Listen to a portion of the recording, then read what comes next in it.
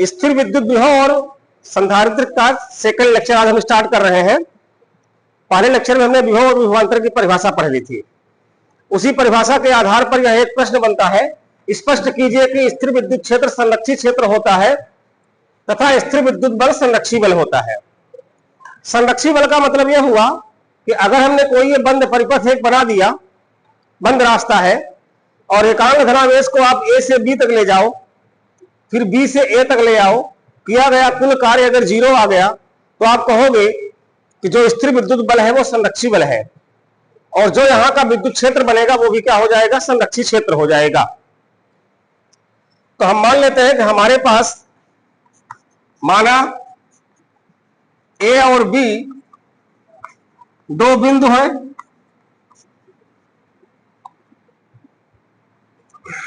परीक्षण आवेश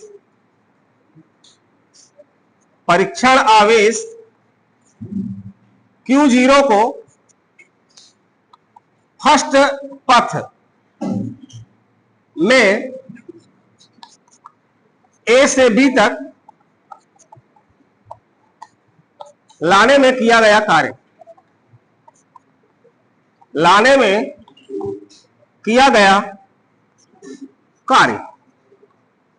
अब आप विभवांतर की परिभाषा में पढ़े हो कि जब ए से बी तक लाने में किया गया कार्य निकालते हो तो VB माइनस VA विभवांतर हो जाता है, कार्य हो जाता है WAB, बटे आवेश को कितना लाए हो, Q0। इसको नाम दे दो समीकरण 1। पुनः दूसरे रास्ते से, दूसरे पथ सेकंड वाले से परीक्षण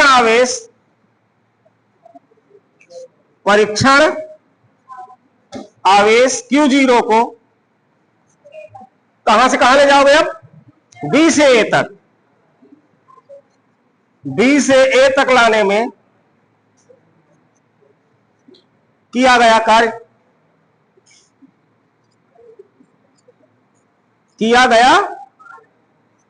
तो वहां से हो जाएगा ये VA minus VB equal WBA बटे Q0 समीकरण 2।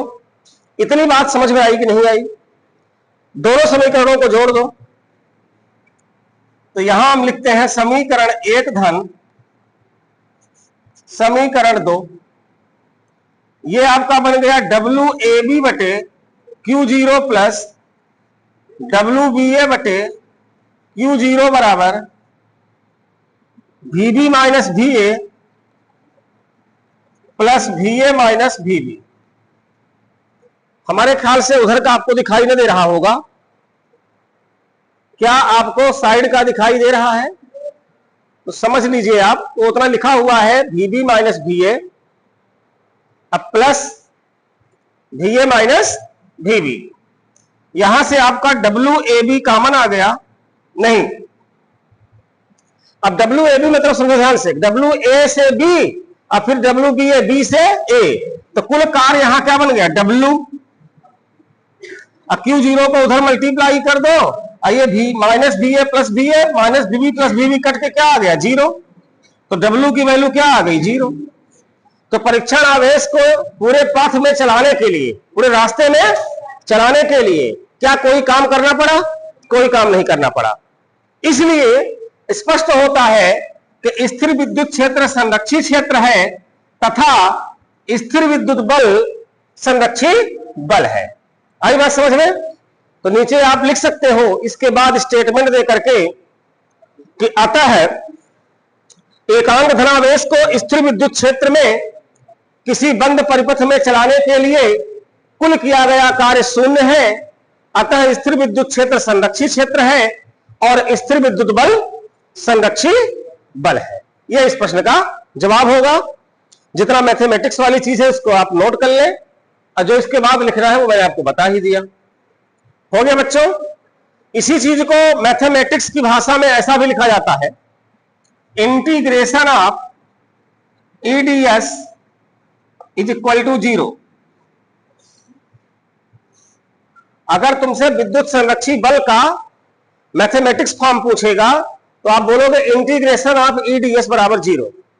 और इसका मतलब क्या हुआ कि विद्युत क्षेत्र का रेखीय समाकलन शून्य होता है। इसका मतलब हुआ विद्युत क्षेत्र का रेखीय समाकलन क्या होता है? शून्य होता है। आई बात समझ में? चलिए नेक्स्ट टॉपिक, विद्युत विभव का भौतिक अर्थ। इसका भौतिक महत्व क्या, भौतिक अर्थ क्या, इसको समझो जरा। जैसे मान लीजिए अगर आपके पास ये कोई एक पात्र है और इस पात्र में आप द्रव भरते हो, पानी भरते हो, क्या भरते हो? तो धीरे धीरे इसका पानी का जो लेवल होगा, जो स्तर होगा, वो ऊपर उठेगा। ये इसको महसूस कर सकते हो। मान लीजिए कि अगर ये कोई एक लोहे की छड़ थी, एक राड थी धातु की, और इसको आप कहीं से क्या करते हो? गर्म करते हो। कहीं से आप इसको क्या करते हो? गर्म करते हो। जब गर्म करोगे तो इसका टेम्परेचर धीरे धीरे क्या होगा? बढ़ेगा। मान लीजिए कि ये आपके पास एक कोई पात्र है और इसके अंदर आपने क्या भर दिया? गैस भर दिया। तो जब गैस कम है तो इसका दाब कम होगा, और गैस भरोगे इसका दाब और बढ़ेगा, और गैस भरोगे इसका दाब और बढ़ेगा। मतलब अगर हम इसमें गैस की मात्रा बढ़ रहे हैं तो इसमें क्या बढ़ रहा है? दाब बढ़ रहा है। ऐसा हम लोग जानते हैं।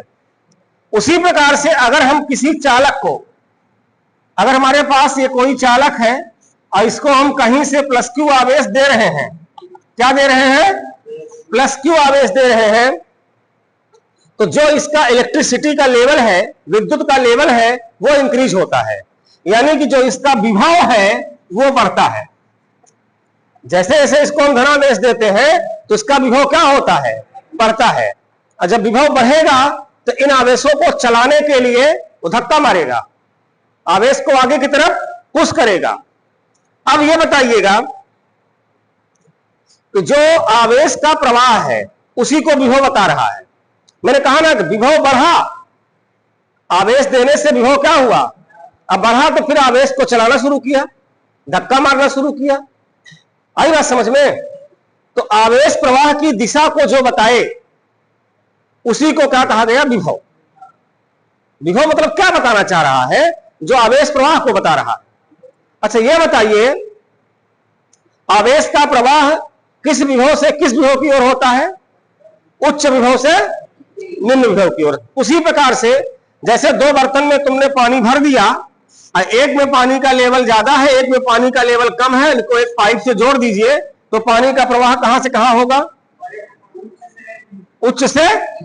दो धातु के राड को जोड़ दो, एक का ताप कम है, एक का ताप ज्यादा है, तो ताप का प्रवाह होगा कि नहीं होगा? उच्च से निम्न की ओर। उसी प्रकार से अगर दो चालकों को जोड़ दिया जाए तो आवेश का प्रवाह उच्च विभव वाले चालक से निम्न विभव वाले चालक की ओर होता है। आई बात समझ में? साथ ही जिस दिशा में आवेश बहते हैं, इलेक्ट्रॉन का जो प्रवाह होता है वो कहां से कहां होता है? विद्युत धारा का प्रवाह। इलेक्ट्रॉन का प्रवाह तो मैंने बता दिया, उच्च विभव से निम्न विभव। और विद्युत धारा का प्रवाह कैसे होता है? इलेक्ट्रॉनों के प्रवाह की विपरीत दिशा में विद्युत धारा का प्रवाह कैसे होता है बच्चों?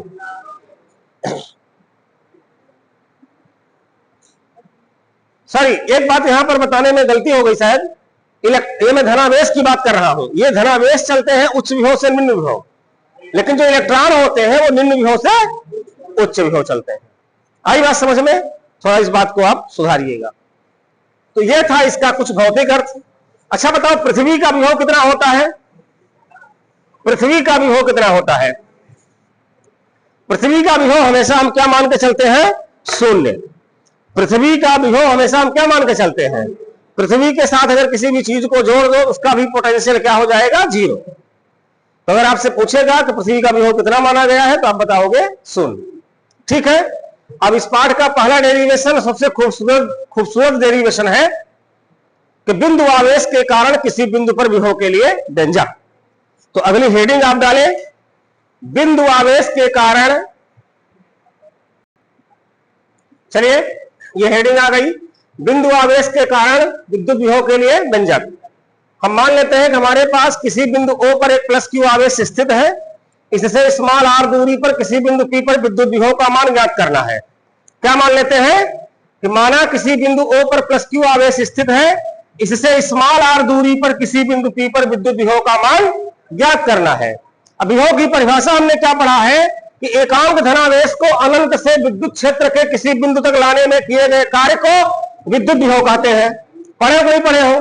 तो हम पूरा कार्य इकट्ठा तो निकाल नहीं सकते थे, इसलिए हमने दो बिंदु A और B लिया, दोनों एक दूसरे के बहुत समीप है, उनके बीच की दूरी dx है।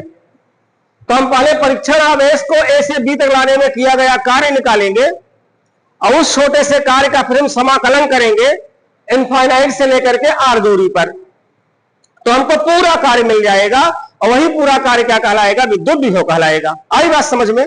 तो शुरू की जो भाषा है उसको आप लिख सकते हो कि माना किसी बिंदु O पर प्लस Q आवेश स्थित है, इससे स्मॉल r दूरी पर किसी बिंदु P पर विद्युत विभव का मान ज्ञात करना है।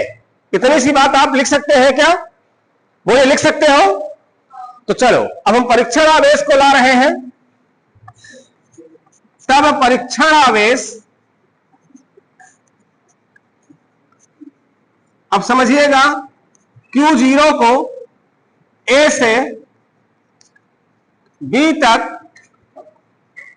लाने में किया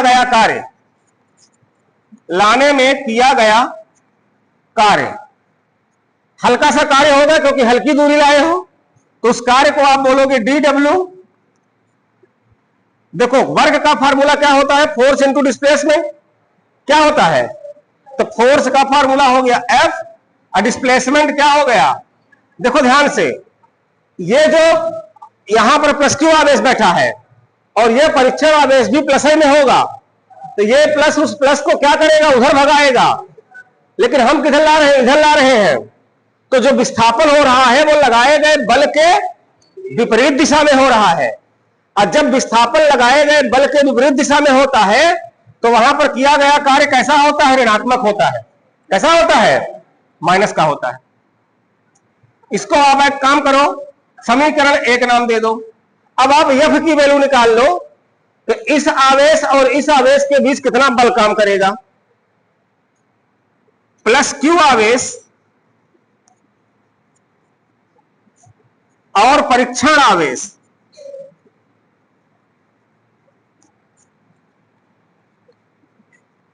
Q0, थोड़ा पाई मात्रा में गलती होगी तो क्षमा करना हिंदी में, Q0 के बीच लगने वाला बल कितना बल काम करेगा? बल आप पढ़ चुके हो कूलाम के नियमानुसार, 1/4 पाई एप्सिलॉन 0 के और Q इंटू Q0 और बीच की दूरी x²। बन गया। अब इस बल को ले जाओ यहां पर रख दो। अतः समीकरण 1 से, तो समीकरण 1 में चले जाओगे तो आपको मिल जाएगा dw बराबर माइनस का 1/4 पाई एप्सिलॉन 0 के Q इंटू Q0 बटे x² dx। अब आपको छोटा सा कार्य मिल गया कि नहीं मिल गया? आपको क्या चाहिए? पूरा कार्य चाहिए। पूरे कार्य के लिए हमने क्या बताया? इसी का समाकलन करोगे। कहां से? इनफाइनाइट से r। अतः परीक्षण आवेश को इनफाइनाइट से r दूरी तक लाने में किया गया कार्य।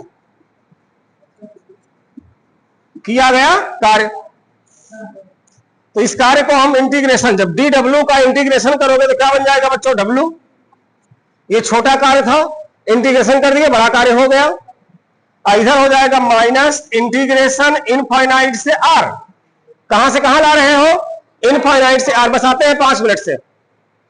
इनफाइनाइट से r 1/4 पाई एप्सिलॉन 0 के Q/x² और Q इंटू Q0 भी है, Q into Q0 x² dx। इतनी बात समझ में आ गई कि नहीं आ गई? बोलो बच्चों, इतनी बात समझ में आई कि नहीं आई? अगर समझ में आए तो बोल दिया करो। जो कॉमन है उसको बाहर निकालो, कांस्टेंट को। तो 1/4 पाई एप्सिलॉन 0 Q0 बाहर आ गया, अंदर बचा इनफाइनाइट से r 1/x² dx। बोलो हुआ कि नहीं हुआ ऐसा?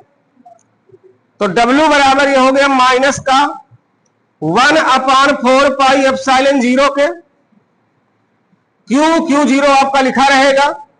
ध्यान से देखो 1/x² का इंटीग्रेशन होता है -1/x। कैसे होता है देखो, यहां पर 1/x² था, ये ऊपर जाएगा x की पावर -2 dx हो जाएगा। फार्मूले से x की पावर -2 + 1/-2 + 1 ये बन जाएगा x की पावर -1/-1। This becomes -1/x। तो इसका जो फार्मूला होगा वो इंटीग्रेशन में डायरेक्ट लिख देता हूं, 1/x² का -1/x, नीचे वाली लिमिट नीचे, ऊपर वाली लिमिट ऊपर। क्या कोई तकलीफ है? अब इसी में एक बार अपर लिमिट क्या नीचे दिखाई देता है? जो मैं नीचे लिख रहा हूं क्या वो दिखाई दे रहा है? शायद दिखाई नहीं देगा नीचे, है ना? चलो थोड़ा सा देखने का प्रयास करो। 1/4πε0 के ये Q0 लिखा है। अब इसी x के जगह पर एक बार अपर लिमिट माइनस करके लोअर लिमिट, ये माइनस लगा था तो माइनस का 1/r, माइनस माइनस प्लस 1/∞। अब 1/∞ की वैल्यू 0 हो जाएगी, इस माइनस का मल्टीप्लाई कर दोगे तो प्लस बन जाएगा। आइए यहां बता देते हैं फिर से। तो W बराबर हो जाएगा 1/4πε0 के Q0/r। कैसे? ये माइनस प्लस Q0 क्या हो गया r। ये आपको वर्क मिला है, कार्य मिला है। अब आप विभव निकाल लो। अतः बिंदु P पर विभव, अतः बिंदु P पर विभव, तो विभव का सूत्र होगा V बराबर W/Q0, जिस आवेश को ला रहे थे। तो V बराबर, अगर W ये आया है Q0 से भाग कर दो तो Q0 कट न जाएगा, कट जाएगा तो क्या बचेगा? 1/4πε0 के, और ऊपर Q नीचे R। अब विभव का मात्रक होता है वोल्ट। तो बताइए जरा, बिंदु आवेश के कारण किसी बिंदु पर विभव आपको मिला कि नहीं मिला? मिला कि नहीं मिला?